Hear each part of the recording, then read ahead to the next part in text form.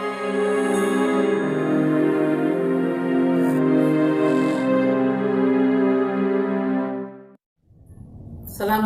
warahmatullahi wabarakatuh.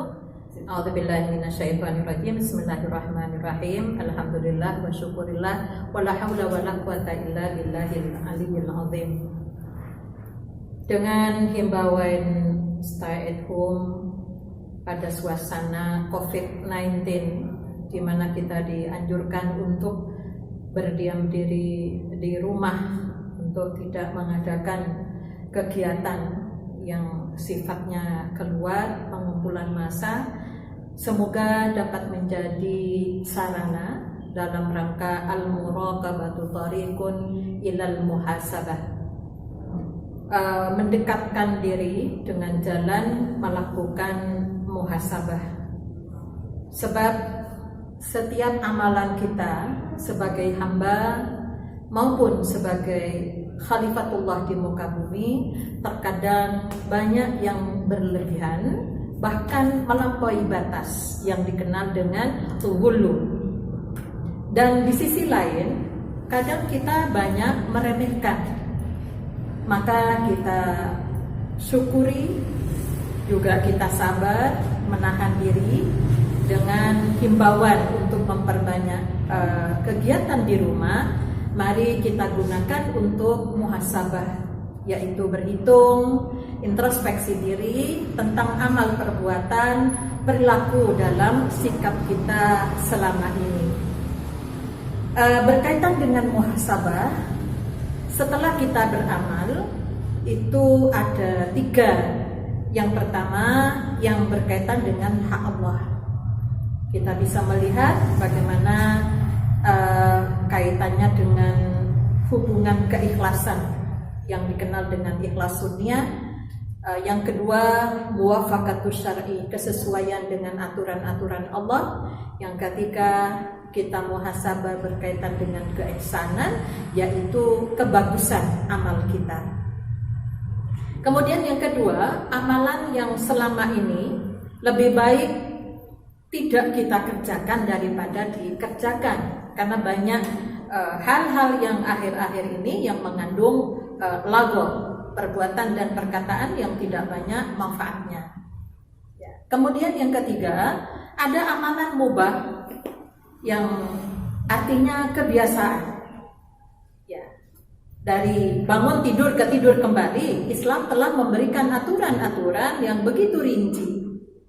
Apakah semua itu kita lakukan sudah memenuhi hak Allah yang berkaitan dengan keikhlasan kita, kemudian kesesuaian, kebagusan amal, amal kebiasaan yang sehari-hari mulai dari bangun tidur misalnya, apakah kita sudah melakukan seperti yang diajarkan oleh Rasulullah, mulai dari berdoa, duduk, baca surat Ali Imran ayat 190 sampai 195, kemudian ke kamar mandi juga berdoa, keluar kamar mandi juga berdoa, kemudian setelah itu kita melakukan qiyamul lail.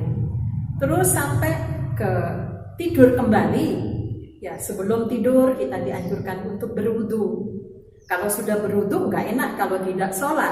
Nah, tentunya sholat 2 rakaat syukur wudu.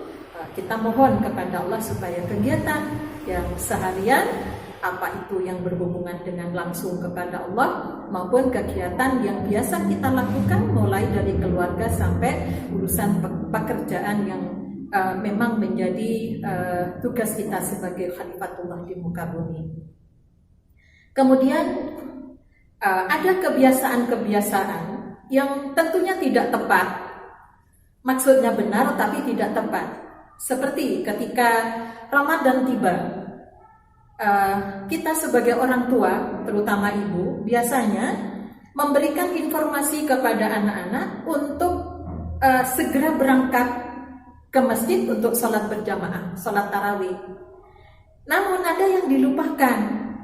Harusnya yang disampaikan kepada anak-anak itu bagaimana anak-anak itu membiasakan diri melakukan sholat berjamaah di masjid yang 5 waktu. Sehingga kenapa kalau di bulan Ramadan itu begitu banyak jumlah jamaahnya, setelah selesai bahkan 10 terakhir aja sudah mulai berkurang.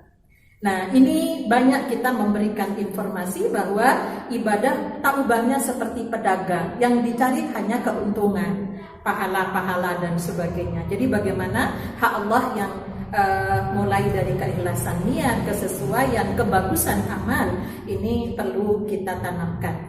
Kaitannya dengan pesan Allah di dalam surat Al-Furqan ayat 64 sebagai ciri ibadur rahman adalah walladzina yabituna hum li rabbihim sujada wa qiyama. Jadi bagaimana rumah itu kita jadikan untuk melakukan sholat bersama keluarga, yaitu sholat berjamaah, tentunya sholat malam yang dilakukan di rumah, walaupun itu bukan suatu kewajiban. Nah, ini corona nampaknya datang untuk mengajarkan kepada kita berintrospeksi diri, termasuk amalan-amalan yang sehari-hari habis kora-kora, habis nyuci, habis melakukan pekerjaan yang berkaitan dengan kemanusiaan.